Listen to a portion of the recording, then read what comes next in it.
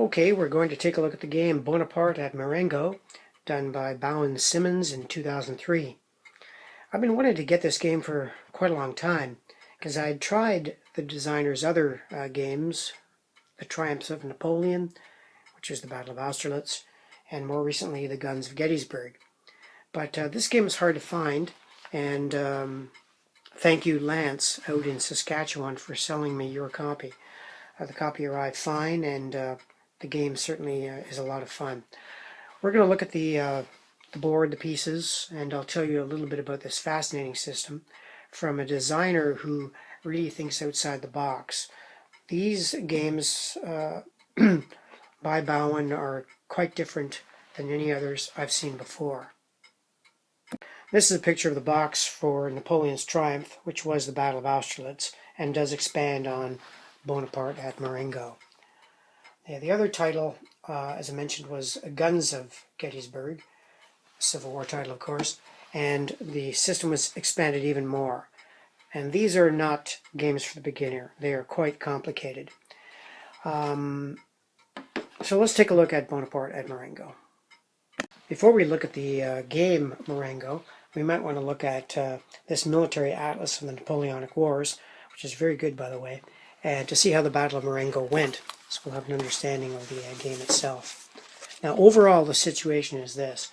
The Austrian army is here at Alessandria. This takes place in northern Italy, and it's encamped on the other side of the river.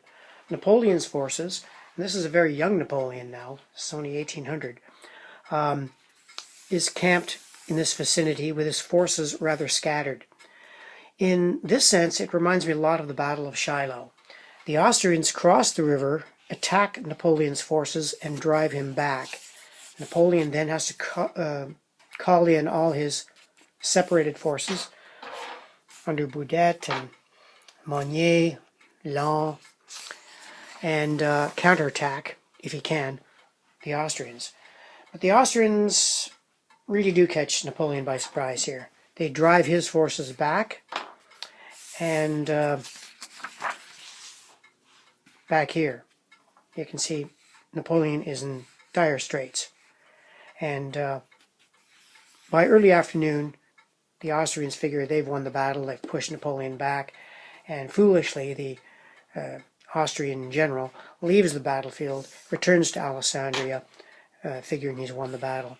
But he did not figure against Napoleon, of course. Bonaparte, a young Bonaparte too, counterattacks, drives the Austrians back in turn, and drives them back into Alessandria. So Marengo is an important win for the young Napoleon. In fact, this battle decided the whole campaign. A peace treaty was signed soon after the battle. So we have this case where the Austrians attack, drive Napoleon back. Napoleon takes his forces and drives them back. Let's take a look at the board and see how well the terrain and stuff is depicted. Now this is the board game map, oriented the same way I showed you in the map of the book. The Austrians are here at Alessandria. They're going to cross the river and attack Napoleon. But for the purposes of the video, I'm going to change this around a bit. So this is what the early stages of the battle would have looked like. The Austrians driving the Napoleon's forces back. Napoleon's forces actually were much more scattered than that. They were kind of like this, and the Austrians were kind of like that. But for the purposes of the video and to understand the game system, we're going to orient the game as if we are the Austrian player. So I'm going to turn it 90 degrees, and I think this way you're going to be able to understand the game system a lot better. The terrain around Marengo, by the way, is very, very flat. I went on Google Earth to check it out. That's one thing lovely about Google Earth. You can actually zoom right in here, go into the street level, and travel up and down these roads and see what the terrain is like. Google Earth, by the way, is a valuable tool for studying ground of battlefields. What I'm getting at, though, is that Marengo is very flat. It's very flat. There's almost no terrain features at all, except for the swamp here, the stream, but hillocks and stuff, very flat terrain. Looking at it, it reminded me of something you'd see in Kansas or the prairies. In fact, I think Napoleon, when he arrived on the field, he got into this little village here and had to climb up a church steeple to survey the battlefield. The battlefield is that flat. But let's take a closer look at why this game is so different. Because you might have noticed there's no grid on it. Well, there's a polygon grid, but there's no hex grid or square grid. And that's where Bowen's designs really shine. They're very innovative. Let's take a look closer at the board. Now, there are other people out there on YouTube who have explained this Polygon system a lot better than I'm going to be able to. My videos are really to give you an overall view of the game to see if it's your cup of tea or not. So if you really get into the system and want to learn it, check out some of the other videos to explain the system much better than I can. But in essence, the Polygon system works kind of like this. For example, here we have two units here. You can see the polygon here. This is called a location or locale, the polygon itself, and the edges are called approaches. Troops can either be in the locale itself, which is called reserve, or they can be in the approaches up here at the front. Okay, so when you have battle, you're going to be in these approaches. So when you're playing the game, let's say we're the Austrians here. This is what you see. You can see your own troops fine. Here we've got a 3 infantry group, a 2 infantry. Over here, a 2 infantry, another 3, a 3 infantry, and a 2. You have no idea what the enemy forces are. Now let's pretend, for the sake of argument, these two troops want to enter that polygon where the French are. And you can see on the edges of the approaches are little symbols. Here's a little cavalry symbol, a little infantry symbol. This means that infantry or cavalry attacking from this approach will lose 1 in strength. Now let's say, for the sake of argument, I want to move these 2 units into the French locale. When you do so, the French can do a defensive move to block the approach. So let's say I move these 2 pieces into the approach, and I want to move in. The French take their pieces. In this case, they decide to use, let's say, also 2. They go and block the approach.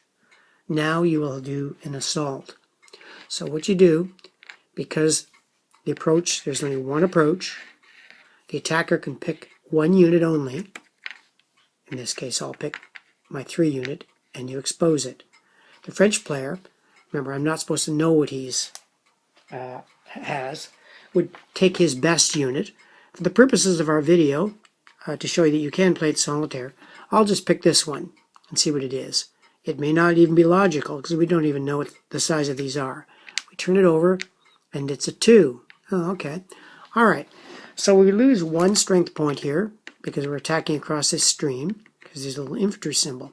So my attacking value is 2 and his defense value is 2, which gives us a net of 0, which in this case means that the defender wins the battle and he loses 1 step and the attacker loses 1 step. And there are step reduction units to accommodate that. Let's do that. So in this case, we'd replace the 2 French unit with a 1, and we'd replace the 3 Austrian with a 2, and that would end the assault. You'd re-hide the units. Now that's a very, very simple battle, but it shows you that the game is very mathematical. There's no dice rolls involved. It's very mathematical. And it's the combination of these attacks across the various approaches, the terrain, whether you have cavalry or not. Let's just see, for the sake of argument, what this guy had. Oh, he had an infantry. Okay? Because if you have cavalry and you win the battle, you can do cavalry pursuit, inflicting more losses on him. That's why this system is so brilliant. It uses hidden movement and the terrain, and there's just a lot going on here. Now, there are some disadvantages of the polygon system, and we'll get to that later on. Okay, let's look at an entirely different situation where we have a wide approach. You can see how much longer this approach is compared to the smaller one. Same old thing, the Austrian player decides to go in here. The French player does decide to fight. So he moves up to the approach to block the approach. Notice the approach can accommodate 2 units. The Austrian player goes in, and then you reveal your lead units. In this case, the Austrian has 3, the French have 4. But the Austrian loses 1 because of this little infantry symbol. So he's really got 5 against 4, which is now a +1, which now changes the equation a lot. What are the losses in this case? Well, in this case, each side still loses 1, so this 3 is reduced to a 2. One of those 2s is reduced to a 1. But because the attacker won the battle, the defender is forced to lose 1 more above 0. And he won by 1, therefore the defender must lose another step. And it is the victorious player that decides on which step is lost. So he decides to make the French player lose that. And because he has won the battle, this unit must retreat, goes into the next polygon, and the Austrian player can now occupy the polygon. Now, those are examples of very simple attacks. I haven't done ones with cavalry pursuit, and the game system, believe me, takes getting used to. It's like no other game system I've ever played. Do I like it as a game? Yes, I do. I like it as a game very much. But what I'm not seeing in this game, and these are some of the things about it I do not like. 1, you don't really have a historical order of battle. You've got these various units of various sizes, cavalry, infantry. There is an artillery unit in this game, 1 each for each side. And there's no historical order of battle. Therefore, you're not going to have leaders like Friant or Durland or named leaders. There's really no command structure in it. There's a command structure in the sense that you're only allowed to do 3 moves per turn, or 3 assaults. But the order of battle has no named units, and I really missed that. I missed it in Triumphs of Napoleon, and I also missed it in Guns at Gettysburg. Now, I've played the game twice now with an opponent. We switched sides. I took the Austrians in the first game, and my friend took the Austrians in the second game. In both games, the French won, but that's neither here nor there. It is Bonaparte. I kind of expect them to win. But losses, each time you take a loss, you move this morale track down 1. Of course, when you get to 0, your army's demoralized, and you're going to be in a very bad way. You've probably lost the battle if you're demoralized. The time track represents 1 hour each, so you're moving this down once every turn. Like I mentioned, the French are very scattered over the field. It takes them a while to get them together and form a line. Does it simulate Marengo? Well, yes and no. My opponent found one thing he objected to, and I kind of agree with him, that the designer has designed in advance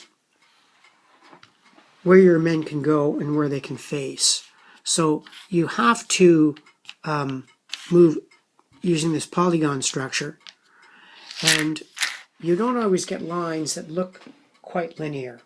The analysis of the terrain is some of the best I've seen in war games. The research on Rachel's site is immaculate. I should point out that Bowen Simmons is now Rachel Simmons, And but I think for the purposes of branding her company, she still uses the Bowen Simmons name. Correct me if I'm wrong. This is the way I understand it. But the analysis of terrain on her website, if you go and see the analysis of Gettysburg and triumphs of Napoleon, it's just absolutely fantastic.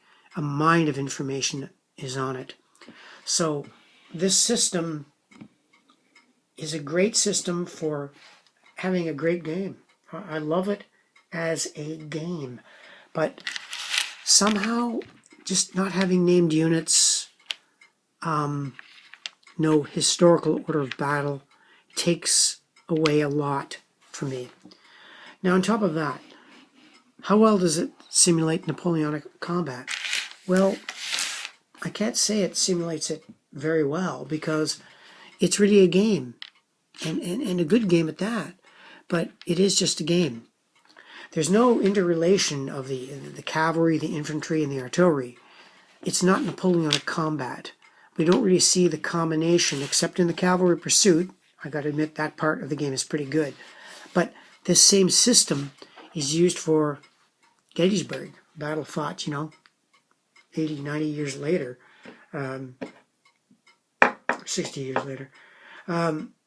It's a Civil War system and a Napoleonic system. So this game, I'm going to keep it. I think it's a great game. I'm going to keep it. But I did not keep Napoleon's Triumph, which is far more complicated with its core structure and myriad of units. Okay, something has to be said about the rules, because this is something that comes up on Board Game Geek a lot and Consim and stuff. There are a lot of questions about these rules. They are only 10 pages long, and for such an innovative system, I don't think they're detailed enough. Now, there are some very good illustrations, but with just about everybody I've talked with and that has played the game, a situation always comes up that is not illustrated in the rules. In particular, cases where you have multiple forces at an approach. Now, the rules are clear in the sense that the designer says he can only choose one unit, and the defender can only choose one unit. Got that, and then the cavalry pursuit in.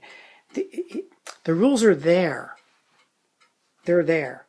But there are no sub-cases, really. There's no index. It's very difficult to look up something that might come up in your game that is not illustrated in the rules. They're very sparse. I think for such an innovative system, they could have been expanded. And when you get to Gettysburg, believe me, that game is certainly not easy. And one of the things that disturbed me about the game is, as I mentioned, the positions of the troops don't always look the way they did in history. Now, one of the criticisms my friend had, and in essence, this is what he says. He says, Gilbert, when I'm playing a war game, I like to be able to move the troops where I want them to move, not where the designer has decided they must move. And in here, I sort of see his point. For example, you've got a line sort of like this, okay? And you've got the town over here. But you can see these oddities in the lines, Would the line have looked like that? Or would it have looked more like this behind the town? Now, is that nitpicking? Well, that's for you to decide. But I can't say enough good things about this thing as a game. But it's not for everyone. This game is supposed to be reprinted, I think. It's supposed to be a new edition. Of the three in the series, Bonaparte Marengo, Napoleon's Triumph, and Gettysburg, I think my favorite is actually this one, the first one. The forces were small enough, there was only 40,000 to 30,000 men at this battle, and the forces are small enough to make the game system kind of workable. And you can play this game in a couple of hours. That's one thing I like about it. So, I think of the three, Bonaparte at Marengo is my favorite. So, if you have your chance to, get this game, you might want to give it a try. It's an out-of-the-box system. It's quite different. It's a lot of fun to play. But if you want the definitive Napoleonic battle game, I don't know if this is going to fit the bill. I know this video is probably too short. There's probably a lot more I could say in it, but for an introductory video, it is what it is. But in closing, again, I do like the game. I like it very much. I'm keeping this copy, and it's a lot of fun. So that's it, and thank you for watching.